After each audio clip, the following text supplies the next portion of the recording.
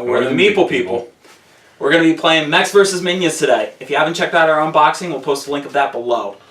Alright, today we're playing a tutorial. We've preset the board and the characters. I'm playing Ziggs. And I'm playing Tristana.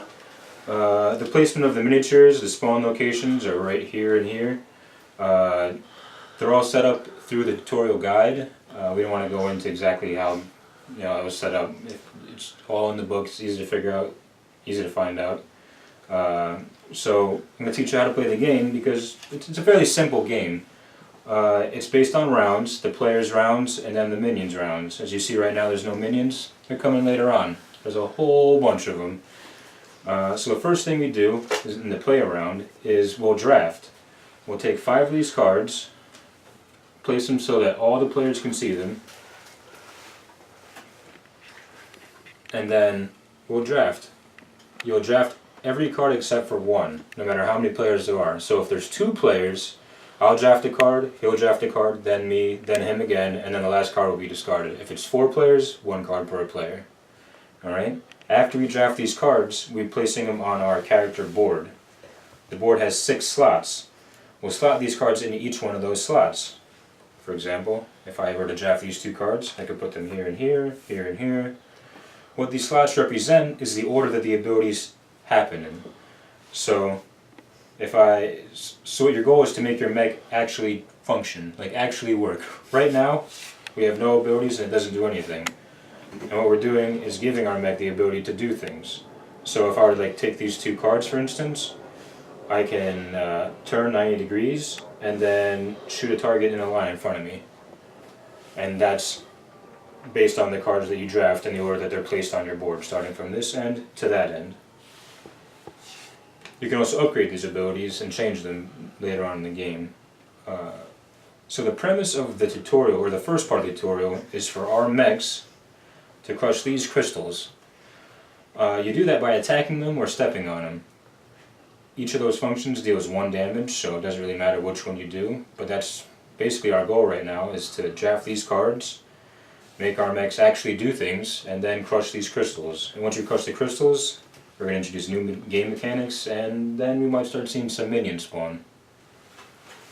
So to start off, we're going to roll a d6 to decide who drafts first. Highest roll, usually. Oh, that wasn't fun. 5 and 2.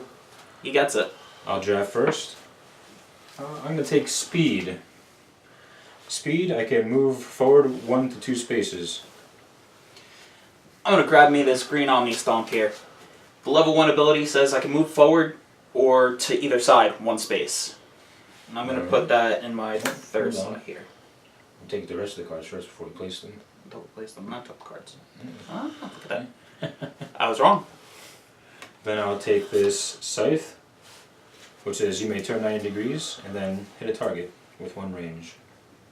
I'm going to grab this Flame Splitter, which is I do damage to a target in each of the area effects depending on the level. And now we'll place them on our path. Alright. Once we place the cards, we immediately activate our mechs in player order, and since I was the first player this round, the first thing I'll do is move forward 1 space, and then I must turn 90 degrees and hit target for 1. Right, like that. 1 range. It will hit this disc here. This is the 1 range around me here. So I will destroy this first crystal.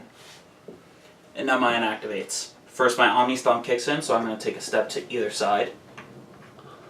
And then my Flame Splitter kicks in. I do 1 damage to a target in range. So level 1 has a range of either 1 in front of it or 2 in front of it. So I'm going to destroy this crystal right here.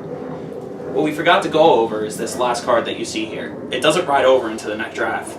You just get rid of it. It goes into the discard pile, and then come the next round, we'll draft 5 more cards. And normally the minion phase would be next, but since we're in the tutorial and we haven't introduced minions yet, we're just going to do another draft. And we'll be drafting until we destroy these last crystals. Alright.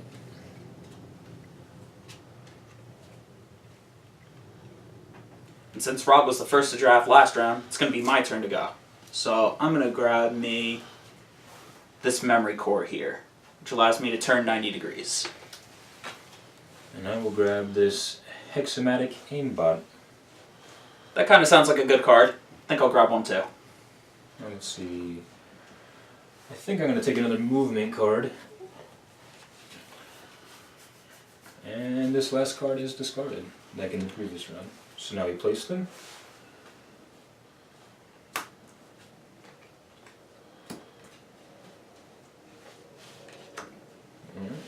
And then we'll do the actions in order, starting with him. Alright, so first my memory core kicks in because I placed it before my Omni Stomp of last round, so it allows me to turn 90 degrees.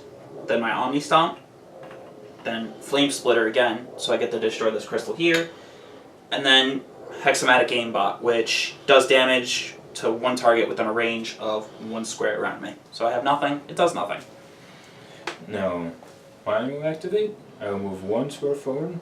My Hexamatic Aimbot will kick in, and I'll deal 1 damage to the space right in front of me. My speed will kick in, and I'll move 1 space forward again, and then my scythe, and I'll turn 90 degrees this way. You have to follow all of the actions in your line, even if they don't really do anything. Or if they're negative, you still gotta do them. Now, a beautiful thing about this game is, for any reason, if I had landed in front of Rob here, his scythe would usually run into my mech. But only for certain cards, there's friendly fire. For the most part, friendly fire isn't a thing in this game. So he could have shot his scythe at me, and I would have taken no damage with no repercussions at all. Alright. And now we're going to progress to the next phase of the little mini tutorial campaign here. We've destroyed the crystals. Turns out destroying energy crystals causes huge explosions. It's not the best thing ever. And we've activated the spawners, and now minions spawn.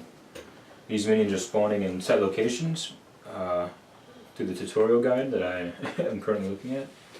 There's one here, then here, and here. Normally, if a minion would spawn, and there's nothing on the space, it just spawns right on that space. If there's something on the space, like currently I'm on this space, this last minion would spawn here, but since I'm standing here, it doesn't spawn. So it gets a little bonus for us. Now that the minions are introduced, there's new mechanics being introduced, such as damage. So the first thing that happens in this new round is, because of the tutorial itself, we'll both draw 1 damage card, as it explains in the book. And this is just to represent mechanically how damage works, but it's a pretty fun way of doing it. So Rob will take the card, damage. So will I. These damage work in different ways. Certain effects will switch cards around. Some of them will be slotted into your character board. So you have to look at the cards themselves and tell you exactly what they do. Mine is a slotted card, so I will roll a d6, and it will tell me what slot, 1 to 6, I will put this card into. 1.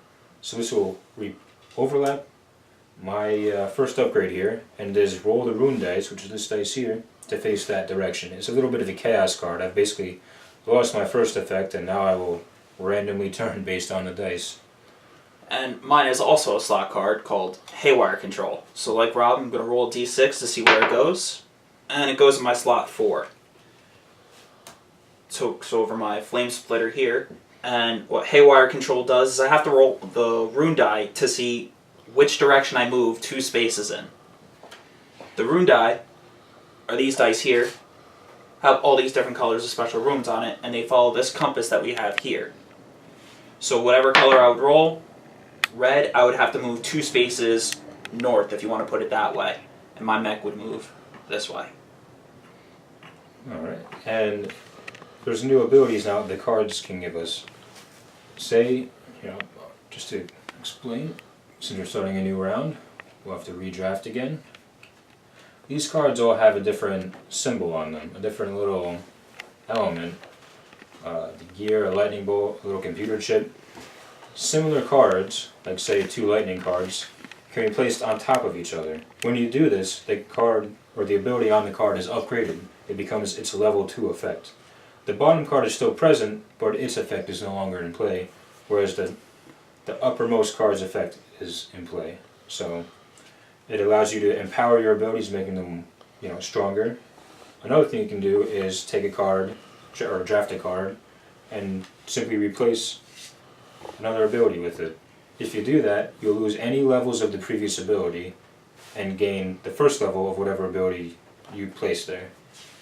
Now don't be worried about if the cards are the same or not. as long as they're the same type of energy, you can place them on top and gain the second level. So even though this hexademic aimbot here is different from my memory core, I would still be able to put it on top and gain hexademic aimbot's second level ability. Now, you also gain other effects with the cards. After you draft them, but before you place them, you can discard them. And based on the symbol on the card, they'll have different effects. The fire and gear cards, we have no flyer cards. His flamethrower is one of them. If you want to look at this here. These cards can be discarded to repair damage. So, this is a damage card on my mech. I could essentially draft this card, and before the phase where I would put it onto my mech, I can discard it to remove this negative effect. You could also, the other two types, where is it? This one and this one, the lightning and the computer chip, these cards can be discarded to move around the abilities on your mech. So let's say you place two abilities, and then later on in the game you get a different ability, and you kind of don't want to lose your old ability, and you just kind of want to rework how your mech operates. You can draft one of these, discard it, and just swap locations of those abilities. And it kind of smooths out what you're doing, so you're not just turning into a corner continuously. It's not what you want to do. All right, and now I guess we'll proceed with this draft. And I went first last, so you start this draft, and then we'll go into the minion phase. All right, I'm gonna take the site here. I'm gonna take this memory core. Then I'll take a cyclotron. And I'll take this hexamatic aimbot. So like we mentioned before, This card is discarded. I can get rid of this scythe card to repair 1 damage on my mech, which I plan on doing because I don't like chaos too much, to be honest. So I put this in the discard pile, and I throw my haywire control in there with it.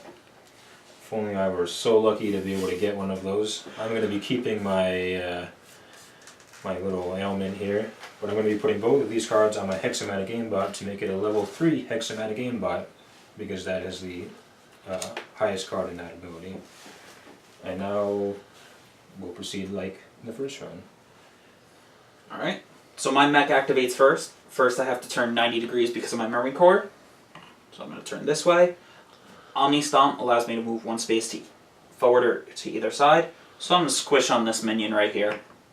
Seems like a good idea. My Flame Splitter kicks in, so I'm going to do 1 damage to this guy here. Then my Hexademic Aimbot kicks in, so I'm going to do 1 damage into the area around me, targeting this minion here. Just killing all those minions. Bro, you gotta get good. Then my Cyclotron's going to kick in. First I turn 90 degrees, and then all diagonal targets within 1 range take damage. So, turn 90 this way, and since nothing's diagonal of me, I do nothing. Alright, now my mech will activate. First is my haywire rotator. So I'll have to roll this rune dice. I got blue, so I will, well, I'm already facing that direction, so I'll stay facing that way. Not too bad. My hexamatic aimbot will activate. It has a range of 3, so you can shoot all the way out to here. There's only one guy there though, so I'll shoot him.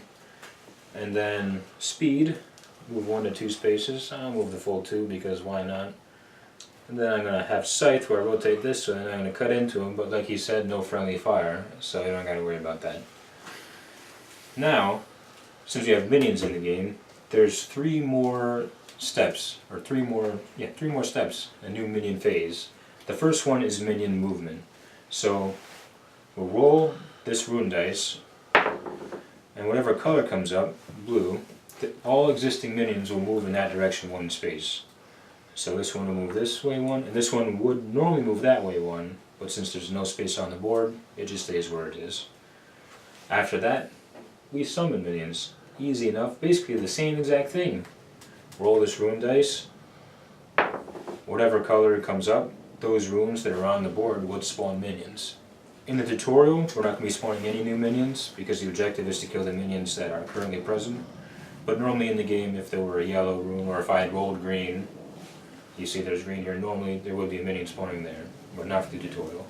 After that is minion damage, where a minion can deal 1 damage to a model within a range of 1, and neither of us are within that range. But if we were to take damage, we will be drawing a damage card, just as if we did in the beginning of this round.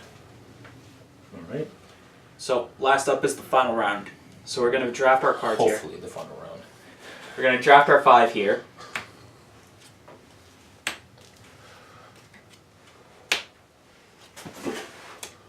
I'll take this one. Oh, thank you, Kansa. I believe I draft first on this one. Yep. Oh, I think I'll take this. Seems don't good. Don't want that rotator to mess me up. I'm going to grab this speed here. I'll grab this Omni Stomp. And I'm going to grab Blaze. Seems pretty good. And then, just like the rest of the game, we're going to put this into the discard pile. Alright, I'm going to discard this Scythe using the rule I stated before, and I'm going to get rid of this here little handicap. And then I'm going to put the Omni Stomp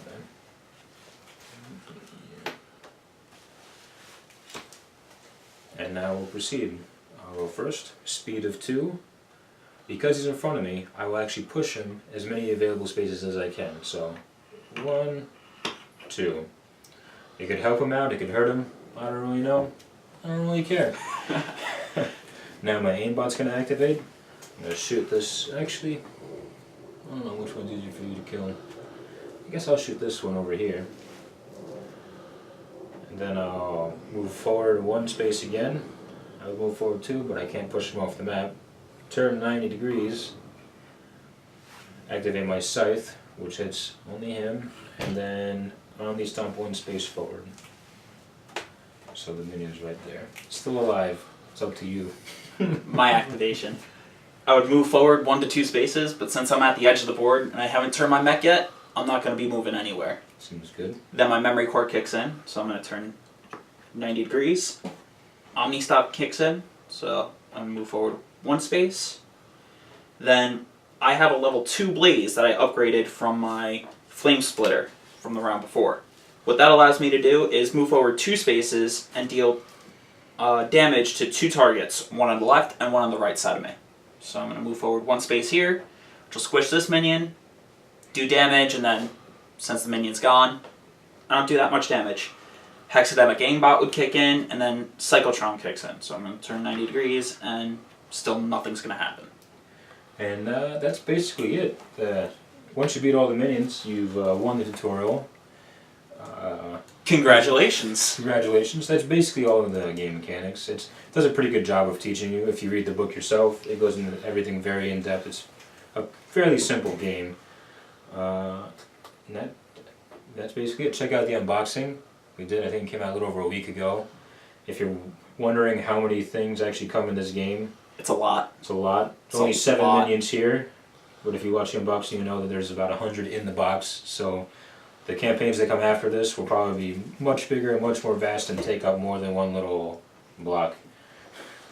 And if you're a fan of League, this game's great. If you read the book, unlike we did, it has so much lore in it, and it actually has a mission and everything. It gives you a whole summary, just like you're playing a league match, essentially. And that's basically it, guys. So I hope you had fun and learned a little bit about how to play the game. This is the Need People signing out. Later.